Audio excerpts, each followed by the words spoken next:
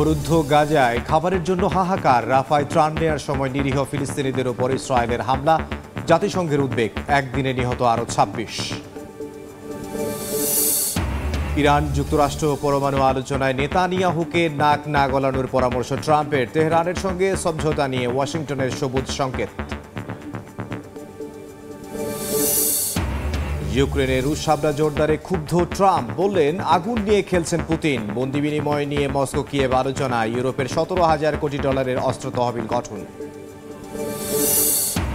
এবং বিদেশি শিক্ষার্থী ইস্যুতে কঠোর ট্রাম্প। ভিসা আবেদনকারীদের সাক্ষাৎকার স্থগিত। বাধ্যতামূলক করা হলো সামাজিক যোগাযোগ মাধ্যম যাচাই বাছাই।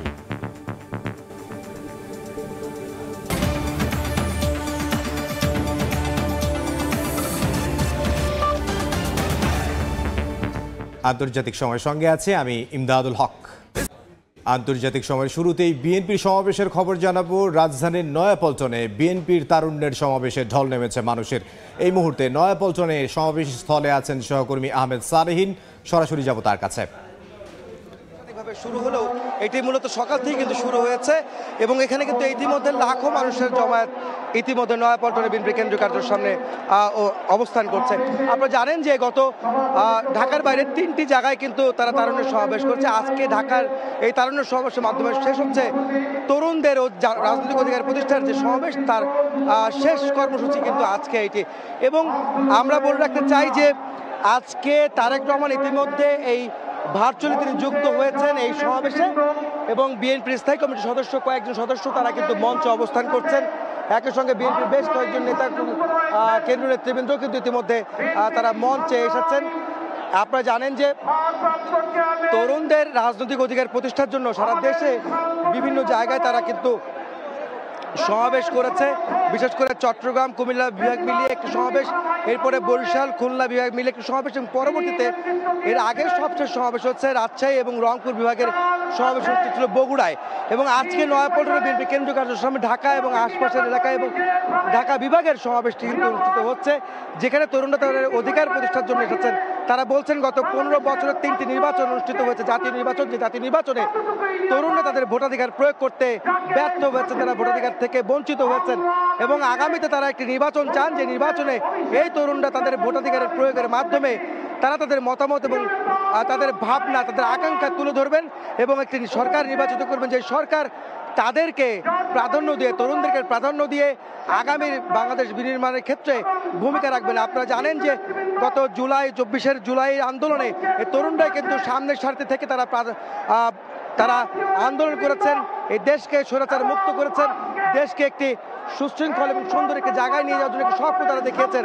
সেই তরুণরাই কিন্তু গত ১৫ বছর তাদের মতামত, তাদের অধিকার, তাদের গুরুত্বপূর্ণ যে ভোটাধিকার সেগুলো থেকে বঞ্চিত হয়েছিলেন।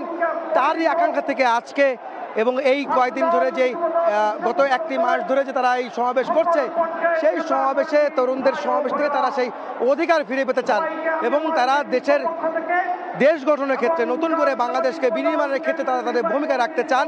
তারই প্রেক্ষিতে আজকের এই সমাবেশ, যে সমাবেশে নেতারা তাদের বক্তব্য রাখবেন, বিএনপির স্থায়ী কমিটির সদস্য যারা রয়েছেন তারা বক্তব্য রাখবেন। একই সঙ্গে বিএনপির নেতৃত্বে যিনি রয়েছেন বিএনপির ভারপ্রাপ্ত চেয়ারম্যান তারেক রহমান, তিনি তার বক্তব্যের মাধ্যমে এই তৃণমূলকে, এই তরুণদেরকে তিনি বার্তা দিবেন এবং যে বার্তার মাধ্যমে তারা বাংলাদেশকে নতুন করে সাজাতে একটি ভূমিকা পালন করবে। এই তরুণরাই কিন্তু আসলে শক্তি, একটি রাষ্ট্রের জন্য তরুণরা যে তারা অনুপ্রেরণা হয়ে দাঁড়াবে, তার কিন্তু একটি উজ্জ্বল দৃষ্টান্ত আজকে লাখো তরুণদের জমায়েত এক মঞ্চে এক স্থানে, সেটি কিন্তু আমরা দেখতে পাচ্ছি। আপনারা জানেন যে ইতিমধ্যে দলীয় পতাকা, জাতীয় পতাকা এবং ধানের শীষের প্রতীক নিয়ে তৃণমূলের যে তরুণরা তারা কিন্তু আজকে এই নয়াপল্টনে বিএনপি কেন্দ্রীয় কার্যালয়ের সামনে উপস্থিত হয়েছেন। আমরা দেখেছি সকাল থেকে বিভিন্ন স্থান থেকে, বিভিন্ন এলাকা থেকে এই তরুণরা, ঢাকার বাইরে থেকেও কিন্তু অনেকে এসেছেন শুধুমাত্র সমাবেশে যোগ দেওয়ার জন্য। আমরা দেখেছি যে উত্তপ্ত গরমে এবং প্রখর রোদের মধ্যেও কিন্তু এই তরুণরা এই নয়াপল্টনে অবস্থান নিয়ে তারা তাদের নেতাদের বক্তব্য শুনছেন, একটি দিক নির্দেশনামূলক বক্তব্য তারা শুনতে চান। আপনারা জানেন যে বিএনপির 3টি অঙ্গ সহযোগী সংগঠন যুবদল, স্বেচ্ছাসেবক দল এবং ছাত্র দলের আয়োজনে এই তারুণ্যের সমাবেশ অনুষ্ঠিত হচ্ছে, যে তারুণ্যের সমাবেশে ঢাকা ছাড়াও 3টি বিভাগে কিন্তু ইতিমধ্যে হয়েছে। আজকেই ঢাকায় এই তারুণ্যের সমাবেশের মধ্যে দিয়ে শেষ হবে তাদের কর্মসূচি, যেটি এখন শুরু হচ্ছে। কিছুক্ষণের মধ্যে তারেক রহমান বিএনপির ভারপ্রাপ্ত চেয়ারম্যান তিনি বক্তব্য রাখবেন এবং সেই বক্তব্যের অপেক্ষায় রয়েছে তরুণরা। তো এই ছিল আমার কাছে নয়াপল্টনে বিএনপি কেন্দ্রীয় কার্যালয়ের সামনে থেকে তারুণ্যের সমাবেশের সবশেষ খবর। নয়াপল্টন থেকে সহকর্মী আহমেদ সালেহীন জানাচ্ছিলেন বিএনপির সমাবেশের খবর। এবার আন্তর্জাতিক সময়। গাজার দক্ষিণাঞ্চলীয় শহর রাফায় ত্রাণ সরবরাহ করেছে যুক্তরাষ্ট্র সমর্থিত গাজা হিউম্যানিটেরিয়ান ফাউন্ডেশন। এ সময় নির্বিচারে হামলা চালায় নেতানিয়াহু বাহিনী। এদিকে বিশৃঙ্খলভাবে ত্রাণ সরবরাহ করায় অসন্তোষ প্রকাশ করেছেন জাতিসংঘের মুখপাত্র স্টিফেন দুজারিক। এ অবস্থায় জরুরি ভিত্তিতে ত্রাণ সরবরাহের অনুমতি দিতে ইসরায়েলের উপর চাপ সৃষ্টিতে আন্তর্জাতিক সম্প্রদায়ের প্রতি আহ্বান জানিয়েছে জার্মানি ও ফিনল্যান্ড। আর নেতানিয়াহু বাহিনীর একদিনের হামলায় প্রাণ হারিয়েছেন আরও 26 জন।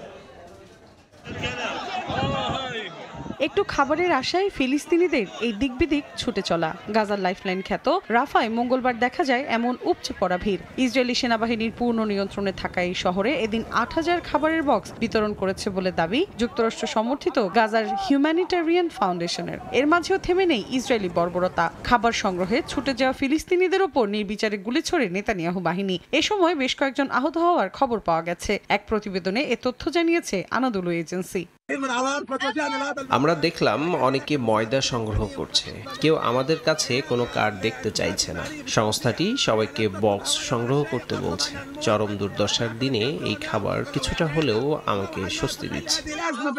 তবে উপত্যকাটিতে চরম বিশৃঙ্খলভাবে জিএইচএফ ত্রাণ সরবরাহ করেছে বলে অভিযোগ করেছেন জাতিসংঘের মুখপাত্র স্টিফেন দুজারিক। এক সংবাদ সম্মেলনে তিনি বলেন, ত্রাণ এমনভাবে বিতরণ করতে হবে যাতে সেটা নিরাপদ ও নিরপেক্ষতার ভিত্তিতে হয়। এ অবস্থায় ইসরায়েল যেন জরুরি ভিত্তিতে ত্রাণ সরবরাহের অনুমতি দেয়, সেজন্য দেশটির ওপর চাপ দিতে আন্তর্জাতিক সম্প্রদায়ের প্রতি আহ্বান জানিয়েছে জার্মানি ও ফিনল্যান্ড। মঙ্গলবার ফিনল্যান্ডের রাজধানী হেলসিঙ্কিতে এমন আহ্বান জানান জার্মানির চ্যান্সেলর ফ্রেডরিক মেটস ও ফিনল্যান্ডের প্রধানমন্ত্রী পেত্তেরি অর্পো। তিনি বলেন, গাজায় যা হচ্ছে তা কোনোভাবেই গ্রহণযোগ্য নয়। ইসরায়েলের হামলায় উপত্যকাটির বেসামরিক লোকজনের উপর মাত্রাতিরিক্ত প্রভাব পড়েছে বলে উল্লেখ করেন অর্পো। আর জার্মানির চ্যান্সেলর বলেন, ভুক্তভোগী মানুষের কাছে যেন সত্যিকার অর্থে ত্রাণ পৌঁছায় তা নিশ্চিত করতে অবশ্যই ইসরায়েলের উপর চাপ দিতে হবে। এত কিছুর মাঝেও গাজায় থেমে নেই নেতানিয়াহু বাহিনীর আগ্রাসন। এদিন উপত্যকাটির দক্ষিণাঞ্চলীয় খান ইউনিসে হামলা চালায় আইডিএফ। এতে হতাহত হন বেশ কয়েকজন। এক বিবৃতিতে বিষয়টি নিশ্চিত করে গাজার স্বাস্থ্য মন্ত্রণালয়। মৌসুমী সাথী, সময় সংবাদ। ইরানের সঙ্গে যুক্তরাষ্ট্রের পারমাণবিক বোঝাপড়ায় নেতানিয়াহুকে নাক না গলানোর পরামর্শ দিয়েছেন মার্কিন প্রেসিডেন্ট ডোনাল্ড ট্রাম্প। ইসরায়েলের প্রধানমন্ত্রীকে উস্কানিমূলক পদক্ষেপ না নেয়ার আহ্বানও জানিয়েছেন তিনি। রোম ও মাস্কটে 5 দফা আলোচনা শেষে তেহরান ওয়াশিংটন পরমাণু সমঝোতার সম্ভাবনা উজ্জ্বল বলে বিবৃতি দিয়েছে হোয়াইট হাউস। এদিকে আঞ্চলিক স্থিতিশীলতার স্বার্থে ওমানের সঙ্গে এক হয়ে কাজ করার অঙ্গীকার করেছেন ইরানের প্রেসিডেন্ট। যুক্তরাষ্ট্রের সঙ্গে পারমাণবিক আলোচনার পথে ইসরায়েলকে অন্যতম কাঁটা হিসেবে বারবার অভিহিত করেছে ইরান। তেহরান ওয়াশিংটনের শান্তি আলোচনা ভণ্ডুলেরও অভিযোগ ওঠে তেল আবিবের বিরুদ্ধে। তবে এবার আলোচনাকে সফল করতে ইসরায়েলের প্রধানমন্ত্রী বিনিয়ামিন নেতানিয়াহুকে হুঁশিয়ারি দিয়েছেন মার্কিন প্রেসিডেন্ট ডোনাল্ড ট্রাম্প। মার্কিন গণমাধ্যম এক্সিওসকে হোয়াইট হাউসের এক কর্মকর্তা জানান, গেল সপ্তাহে এই বিষয়ে নেতানিয়াহুর সঙ্গে ফোনে কথা বলেছেন মার্কিন প্রেসিডেন্ট ট্রাম্প। এই সময় নেতানিয়াহুকে বলেন, তিনি সমস্যার সমাধান করতে চাইছেন, ইসরায়েল যেন এ পথে বাধা না হয়ে দাঁড়ায়। হোয়াইট হাউস জানিয়েছে, দুই নেতার ফোনালাপে নেতানিয়াহুকে ধৈর্য ধরার পরামর্শ দেন ট্রাম্প। ট্রাম্পের এমন বক্তব্যের মধ্যে পরমাণু আলোচনা নিয়ে সবুজ সংকেত দিয়েছে মার্কিন পররাষ্ট্র দফতর। মঙ্গলবার এক বিবৃতিতে মুখপাত্র ট্যামি ব্রুজ বলেন, আলোচনায় কিছু বাস্তব অগ্রগতি হয়েছে এবং দুপক্ষই আগামীতে বসতে সম্মত হয়েছে। এদিকে ইরানের প্রেসিডেন্ট মাসুদ পেজিশকিয়ান মঙ্গলবার দুদিনের সফরে ওমান পৌঁছেছেন। মধ্যপ্রাচ্যের স্থিতিশীলতা ও শান্তির জন্য একসঙ্গে কাজ করার অঙ্গীকার করেছে তেহরান মাস্কট। আলোচনায় এসেছে আর্থিক ও বাণিজ্যিক সহযোগিতার বিষয়। সমঝোতার পথে প্রধান প্রতিবন্ধক হয়ে থাকতে পারে তেহরানের ইউরেনিয়াম সমৃদ্ধির অধিকার সংক্রান্ত অনড় অবস্থান এবং ইসরায়েলের সম্ভাব্য প্রতিক্রিয়া। মালিহা সুহরওয়ার্দী, সময় সংবাদ। আন্তর্জাতিক সময় আরও থাকছে। নভেম্বরের চেষ্টায়ও ব্যর্থ ইলন মাস্কের স্টারশিপের অভিযান। উৎক্ষেপণের 30 মিনিট পরে নিয়ন্ত্রণ হারালো স্পেসএক্সের রকেট, আকাশে ছড়িয়ে পড়ল ধ্বংসাবশেষ। পুতিন আগুন নিয়ে খেলছেন। রাশিয়ার ড্রোন হামলার পর এমনই হুঁশিয়ারি দিলেন যুক্তরাষ্ট্রের প্রেসিডেন্ট ডোনাল্ড ট্রাম্প। এদিকে রুশ পররাষ্ট্রমন্ত্রী সার্গেই ল্যাভরভ বলেন, ট্রাম্পের যুদ্ধ বন্ধের প্রচেষ্টা ব্যর্থ হওয়ার পথে বলে আবেগপ্রবণ হয়ে পড়েছেন তিনি। তবে এর মধ্যেই দুদেশের মধ্যে 9 জন করে বন্দি বিনিময়ের বিষয়ে আলোচনা হয়েছে বলে জানিয়েছে রুশ প্রশাসন। এদিকে মস্কো কিয়েভের মধ্যে এখনও অব্যাহত রয়েছে পাল্টাপাল্টি হামলা। ইউক্রেনের মাকিভকা ও চাসিভিয়ার শহরে রাশিয়ার চালানো ড্রোন ও ক্ষেপণাস্ত্র হামলায় ঘটেছে হতাহতের ঘটনা। ওদেসা ও খার্কিভে পাল্টাপাল্টি হামলা চালিয়েছে দুই দেশ। মঙ্গলবার রুশ বাহিনী ইউক্রেনে অন্তত 60টি ড্রোন ছুড়েছে বলে দাবি কিয়েভের, যার মধ্যে 43টি ড্রোন প্রতিহতের কথা জানান তারা। ইউক্রেন জুড়ে রেকর্ড সংখ্যক ড্রোন ছুড়েছে রাশিয়া, এমন দাবিও করে জেলেনস্কির প্রশাসন। এদিকে ইউক্রেনের ছোড়া 99টি ড্রোন প্রতিহতের পাল্টা দাবি করেছে রুশ প্রতিরক্ষা মন্ত্রণালয়। এদিকে ইউক্রেনে রাশিয়ার ড্রোন ও ক্ষেপণাস্ত্র হামলার সমালোচনা করে মার্কিন প্রেসিডেন্ট ডোনাল্ড ট্রাম্প বলেন, পুতিন আগুন নিয়ে খেলছেন। সামাজিক যোগাযোগ মাধ্যম ট্রুথ সোশ্যালের এক পোস্টে তিনি লেখেন, ট্রাম্প না থাকলে অনেক আগেই রাশিয়ার সঙ্গে ভয়াবহ কিছু ঘটে যেত। এর আগে রুশ প্রেসিডেন্ট ভ্লাদিমির পুতিনকে পাগল বলে মন্তব্য করেন তিনি। এ পরিস্থিতিতে রুশ পররাষ্ট্রমন্ত্রী সার্গেই ল্যাভরভ বলেন, ইউরোপীয় নেতারা ইউক্রেনকে বেপরোয়া পদক্ষেপ নিতে উস্কানি দিচ্ছে। এতে ট্রাম্পের যুদ্ধ বন্ধের প্রচেষ্টা ব্যর্থ হওয়ার দিকে এগোচ্ছে, আর তাতেই আবেগপ্রবণ হয়ে পড়েছেন ট্রাম্প বলে মন্তব্য করেন ল্যাভরভ। তবে রুশ পররাষ্ট্র মন্ত্রণালয়ের দাবি, তারা শান্তি চুক্তির পক্ষে রয়েছে, এমনকি তাদের খসড়া শান্তি চুক্তি তৈরির প্রক্রিয়াও চলমান। একই সঙ্গে আরও 9 জন করে বন্দি বিনিময়ের বিষয়ে কথা হয়েছে বলেও জানান ক্রেমলিন মুখপাত্র দিমিত্রি পেসকভ। সাদিয়া তাসনিম, সময় সংবাদ। যুক্তরাষ্ট্রে শিক্ষার্থী ভিসা আবেদনকারীদের জন্য নতুন সাক্ষাৎকার স্থগিত করেছে ট্রাম্প প্রশাসন। একই সঙ্গে বিদেশি শিক্ষার্থীদের সামাজিক যোগাযোগ মাধ্যম যাচাই বাধ্যতামূলক করার উদ্যোগ নেওয়া হয়েছে বলে জানিয়েছে বিভিন্ন গণমাধ্যম। এদিকে ট্রাম্প প্রশাসনের বিরুদ্ধে মামলা করেছে দেশটির সংবাদ মাধ্যম এনপিআর। প্রতি বছর যুক্তরাষ্ট্রের বিভিন্ন সরকারি টেলিভিশন ও রেডিও চ্যানেলের পেছনে প্রায় $50 কোটি খরচ করে কর্পোরেশন ফর পাবলিক ব্রডকাস্টিং। এ থেকে পিবিএস 17 ও এনপিআর যথাক্রমে 2% বরাদ্দ পায়। কিন্তু গত মাসে গণমাধ্যম দুটির বিরুদ্ধে সংবাদ প্রচারে পক্ষপাতিত্ব করার অভিযোগ তোলেন মার্কিন প্রেসিডেন্ট। এরপর এনপিআর সহ সম্প্রচার মাধ্যম পিবিএস এর সরকারি সহায়তা বন্ধের জন্য যুক্তরাষ্ট্রের কর্পোরেশন ফর পাবলিক ব্রডকাস্টিং ও অন্যান্য সংস্থাকে নির্দেশনা দিয়ে একটি নির্বাহী আদেশ জারি করেন ডোনাল্ড ট্রাম্প। এবার ট্রাম্প প্রশাসনের বিরুদ্ধে মামলা করেছে দেশটির ন্যাশনাল পাবলিক রেডিও এনপিআর এবং তাদের স্থানীয় 3টি সম্প্রচার কেন্দ্র। স্থানীয় সময় মঙ্গলবার ওয়াশিংটন ডিসির ফেডারেল আদালতে একটি মামলা করে তারা। প্রতিষ্ঠানটির অভিযোগ, সরকারি অনুদান কাটছাঁট করতে ট্রাম্প যে নির্বাহী আদেশ দিয়েছেন তা অবৈধ। এদিকে ট্রাম্প প্রশাসন বিশ্বের বিভিন্ন দেশে যুক্তরাষ্ট্রের দূতাবাসগুলোকে শিক্ষার্থী ও বিনিময় কর্মসূচির ভিসার সাক্ষাৎকারের শিডিউল দেয়া থেকে স্থগিত রাখার নির্দেশ দিয়েছে। মঙ্গলবার মার্কিন পররাষ্ট্র মন্ত্রণালয় জানায়, পরবর্তী নির্দেশনা না দেওয়া পর্যন্ত কোনো অতিরিক্ত শিক্ষার্থী বা এক্সচেঞ্জ ভিজিটর ভিসার অ্যাপয়েন্টমেন্ট নির্ধারণ করা যাবে না। বিশেষজ্ঞদের ধারণা, নতুন এই নির্দেশনা মার্কিন বিশ্ববিদ্যালয়গুলোতে বিদেশি শিক্ষার্থী ভর্তির ক্ষেত্রে বিরূপ প্রভাব ফেলতে পারে, বিশেষ করে যেসব বিশ্ববিদ্যালয় বিদেশি শিক্ষার্থীর ওপর আর্থিকভাবে নির্ভরশীল। মৌসুমী সাথী, সময় সংবাদ। নয়াপল্টনে বিএনপির তারুণ্যের সমাবেশে বক্তব্য রাখছেন বিএনপির স্থায়ী কমিটির সদস্য সালাউদ্দিন আহমেদ। সরাসরি যাচ্ছে সেখানে। আদালতের রায় কার্যকর করা হয় না, সেই পরিস্থিতিতে আমরা আহ্বান জানাবো, আমরা যেন সকলে ঐক্যবদ্ধ থাকি, গণতন্ত্রের পক্ষে সকল শক্তির মধ্যে দৃঢ় ইস্পাত দৃঢ় আমরা সংকল্প তৈরি করি, ঐক্য তৈরি করি বাংলাদেশের সামনে, যাতে কোনোদিন আবার নব্য স্বৈরাচারের উৎপাদন না হয়, ফ্যাসিবাদের উৎপত্তি না হয়।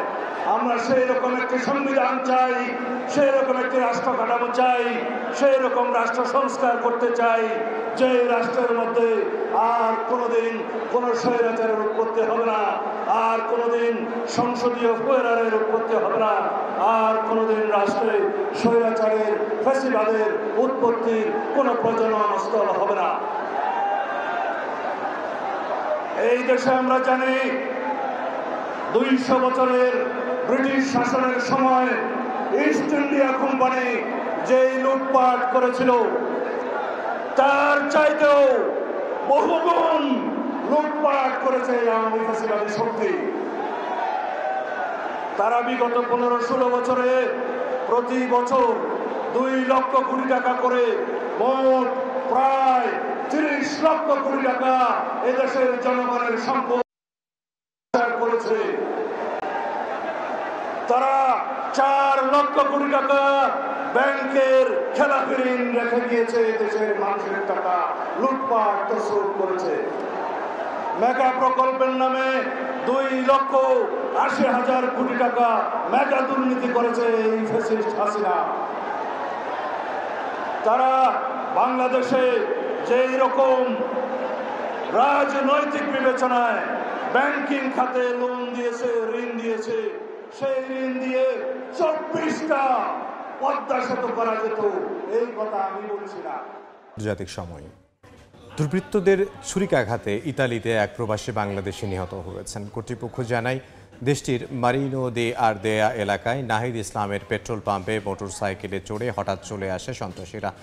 এ সময় লুটপাটের চেষ্টা চালায় তারা। এক পর্যায়ে ছুরিকাঘাত করা হয় নাহিদকে। তাকে উদ্ধার করে হাসপাতালে নিলে চিকিৎসক মৃত ঘোষণা করেন। গত 18 বছর ধরে ইতালিতে বসবাস করছিলেন নিহত নাহিদ। তার বাড়ি টাঙ্গাইল জেলার ভুয়াপুর পৌরসভার বেতুয়া গ্রামে। আন্তর্জাতিক সময়। পাকিস্তানের পাঞ্জাব, খাইবার পাখতুনখাওয়া এবং আজাদ কাশ্মীর জুড়ে প্রবল বৃষ্টিপাত ও ঝড়ের তাণ্ডবে প্রাণ হারিয়েছেন অন্তত 7 জন, আহত হয়েছেন 24 জনের বেশি। মঙ্গলবার দেশের বিভিন্ন অঞ্চলে আকস্মিক ঝড় বৃষ্টিতে ব্যাপক ক্ষয়ক্ষতি হয়। কর্তৃপক্ষ জানায় একটি যাত্রীবাহী ভ্যান উল্টে প্রাণ যায় এক যাত্রীর, আহত হন 5 জন। দেয়াল ও ছাদ ধসে আহত হয়েছেন নারী ও শিশুসহ আরও অনেকেই। আজাদ কাশ্মীরের মুজাফফরাবাদে হঠাৎ বন্যায় 3 জন নারী প্রাণ হারিয়েছেন, নিখোঁজ হয়েছেন 1 জন। আন্তর্জাতিক সময়ের শীর্ষ সংবাদ জানিয়ে দিচ্ছে আরও একবার। অবরুদ্ধ গাজায় খাবারের জন্য হাহাকার। রাফায় ত্রাণ নেয়ার সময় নিরীহ ফিলিস্তিনিদের ওপর ইসরায়েলের হামলা, জাতিসংঘের উদ্বেগ। একদিনে নিহত আরও 26। ইরান যুক্তরাষ্ট্র পরমাণু আলোচনায় নেতানিয়াহুকে নাক না গলানোর পরামর্শ ট্রাম্পের। তেহরানের সঙ্গে সমঝোতা নিয়ে ওয়াশিংটনের সবুজ সংকেত।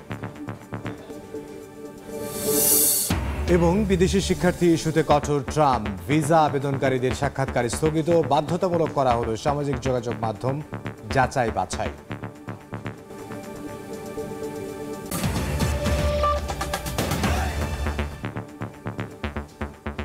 এই ছিল আন্তর্জাতিক সময়। সঙ্গে থাকুন সময়ের।